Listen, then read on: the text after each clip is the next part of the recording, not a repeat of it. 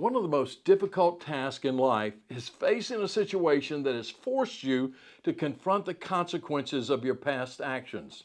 The story of Joseph testing his brothers is a reminder that the path of reconciliation often involves deep soul searching, honest communication, and a willingness to trust in God's sovereign plan, even when the way forward seems uncertain.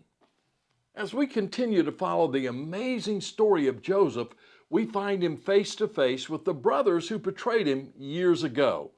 It's a moment ripe with tension and possibility. Will Joseph use his power to exact revenge, or will he find a way to lead his family toward healing and restoration? Joseph's initial response is to test his brothers, to discern whether they have truly changed or are they still driven by the same selfishness and jealousy that tore their family apart. He accuses them of being spies and demands that they prove their honesty by bringing their youngest brother, Benjamin, to Egypt. It's a risky move, one that could easily backfire. But as we look closer, we see that Joseph's test serves a deeper purpose. By forcing the brothers to confront their past and consider the impact of their choices, he's creating space for genuine repentance and transformation. And remarkably, that's exactly what begins to happen. As the brothers begin to discuss their plight, they're struck with the realization that their current distress is a direct consequence of their mistreatment of Joseph. Surely we are being punished because of our brother, they admit in Genesis 42:21. We saw how distressed he was when he pleaded with us for his life, but we would not listen. That's why this distress has come upon us. It's a pivotal moment that will be crucial for the family's ultimate reconciliation. The brothers are beginning to understand that their actions have consequences and that the seeds of deceit and cruelty they sowed several years before bear bitter fruit now.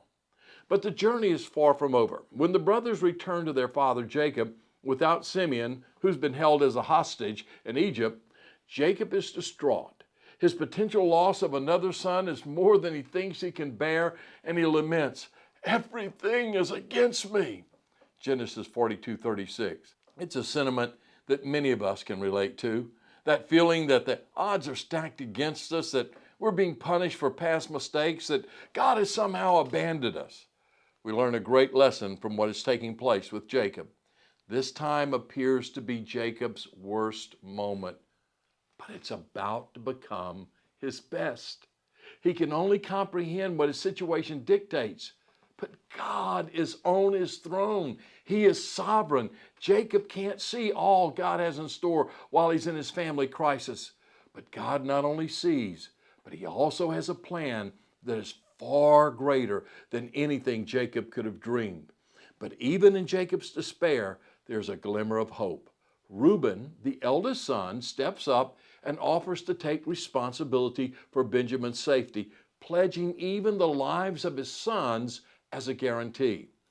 It's a surprising gesture from a man who has a history of instability and poor judgment, but it's also a sign that the brothers are starting to think beyond themselves, to consider the needs of the family as a whole.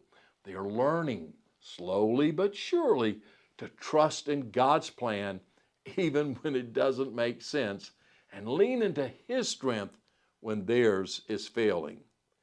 And isn't that the essence of faith?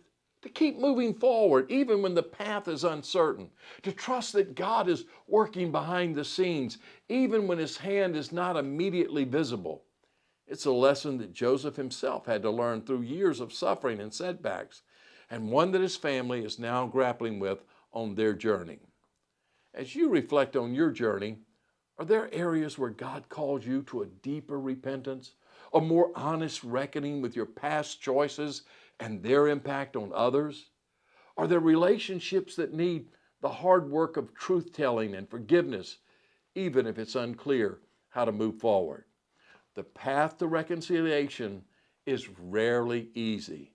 It demands humility, perseverance, and a willingness to trust God's heart even when we can't see his hand. But as Joseph's story reminds us, It's a path worth taking because the other side of the hard, holy work is a love that endures, a faith that overcomes, and a hope that does not disappoint. Don't shrink back from the soul searching that Joseph test invites. Be willing to confront the dark corners of your heart. Have the hard conversations and allow God to do the deep inner work that leads to lasting change. As you do, you will find that the God who brought Joseph through the pit and the prison is with you also, leading you step by step into his glorious victory.